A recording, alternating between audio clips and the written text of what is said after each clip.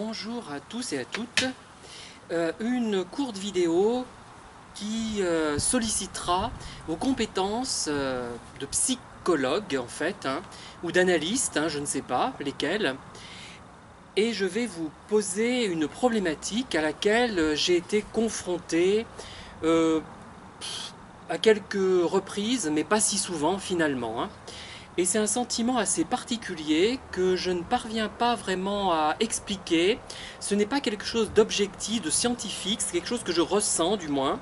C'est instinctif, c'est intuitif, c'est tout ce qu'on veut, mais ça n'a pas de base, je dirais, vraiment objective. Et même pas subjective, puisque je n'arrive même pas à vraiment poser des hypothèses. Enfin, je ne peux même pas en tirer quelque chose de vraiment intéressant.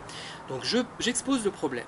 Alors, il m'est arrivé d'être confronté à une personne bienveillante, je pense, a priori bienveillante, qui fait beaucoup de choses intéressantes, qui prend parti pour les personnes en difficulté, qui se situe à la fois dans l'aide aux personnes, je dirais, de problématiques, je sais pas, des problèmes qui peuvent se poser, par exemple, je dis n'importe quoi, pour les femmes afghanes, là, leur statut, leur situation.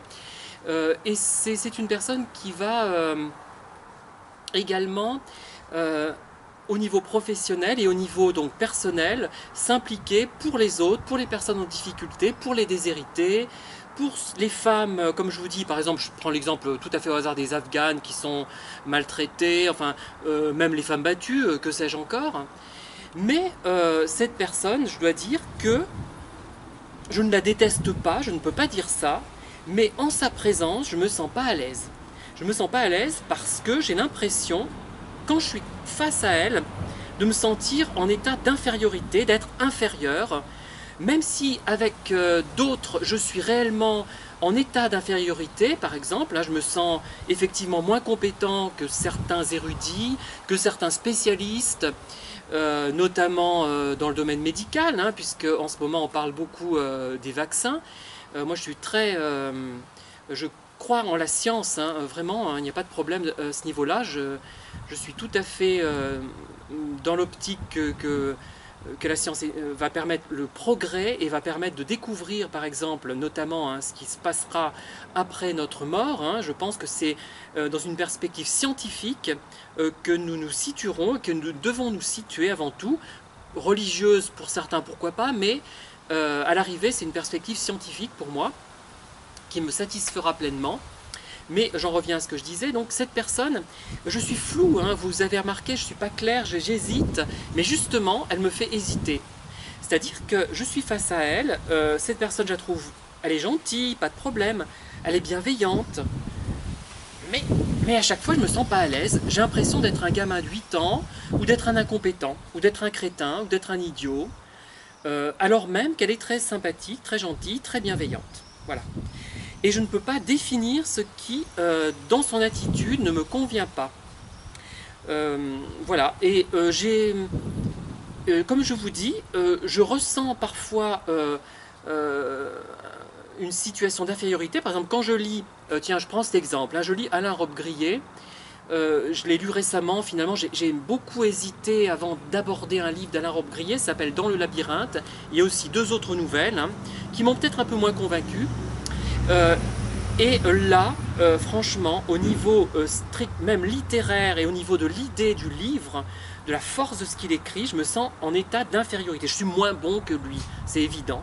Mais ça ne me dévalorise pas. Au contraire, j'ai envie, par conséquent, de progresser et de me rapprocher de cet auteur, de cet écrivain.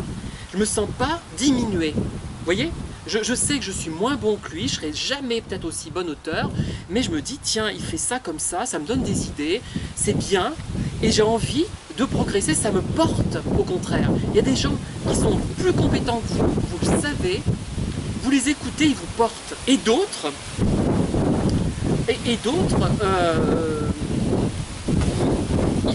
vous sentez diminuer après les avoir vus, alors même qu'ils sont très gentils et en apparence du moins très bienveillant. Voilà, donc je vous soumets ce sujet, vous allez me dire ce que vous en pensez. Moi j'ai peut-être ma petite idée, qui n'est peut-être pas forcément d'ailleurs dans la lignée, forcément du moins, de la perversion narcissique, comme est intitulée cette vidéo, mais rien que mes hésitations sont intéressantes.